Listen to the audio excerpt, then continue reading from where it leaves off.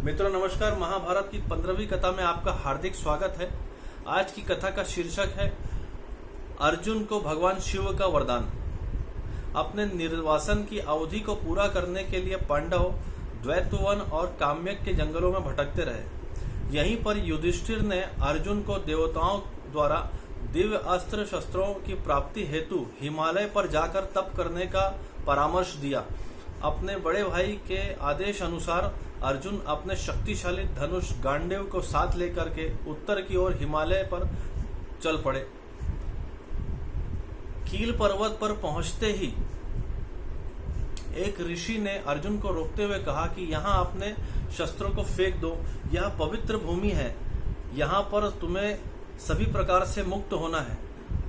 पर उस तेजस्वी ऋषि की बात को अर्जुन अनसुना करते हुए अपने शस्त्रों के साथ आगे बढ़ते रहे और ऋषि प्रसन्न होते हुए अर्जुन को अपने इंद्र के रूप में दर्शन दिया और उन्हें आशीर्वाद दिया।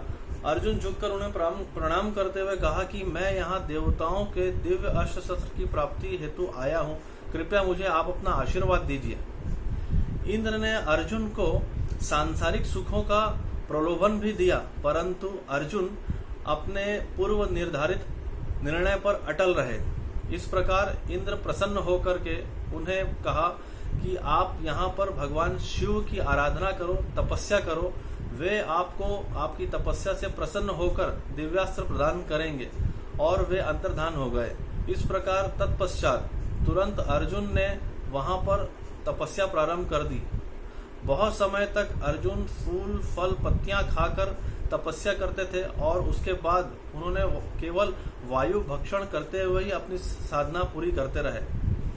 अर्जुन की तपस्या से प्रसन्न होकर एक दिन भगवान शिव और पार्वती जी प्रकट हुए। जब वह प्रकट हुए तो जिस रूप में वह प्रकट हुए वह किरात यानी शिकारी के रूप में वह प्रकट हुए।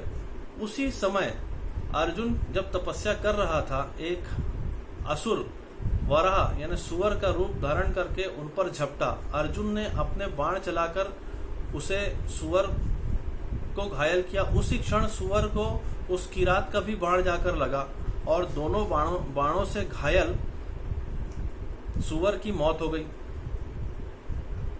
किरात ने कहा कि यह मेरे बाण से इसकी मृत्यु हुई है और अर्जुन उस पर अपना अधिकार जमाता रहा। इस प्रकार दोनों के बीच वार्तालाप होते रही। इसी बीच अर्जुन ने क्रोध में आकर के अपनी पूरी शक्ति के साथ किरात पर प्रहार किया, परंतु वह किरात को थोड़ा सा भी विचलित नहीं कर पाया।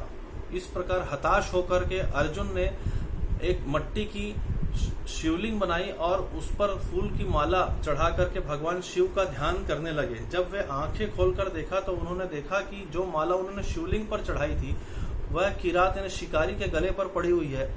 वे तुरंत ही भाप गए कि ये और कोई नहीं मेरे प्रभु शिव जी ही हैं और वे उनके चरणों पर गिर करके प्रार्थना करते हुए उनसे क्षमा याचना करने लगे। भगवान शिव ने उसकी तपस्या से, अर्जुन की तपस्या से प्रसन्न होकर उन्हें पाशुपत अस्त्र प्रदान किया और उसे चलाने की विधि भी समझाई।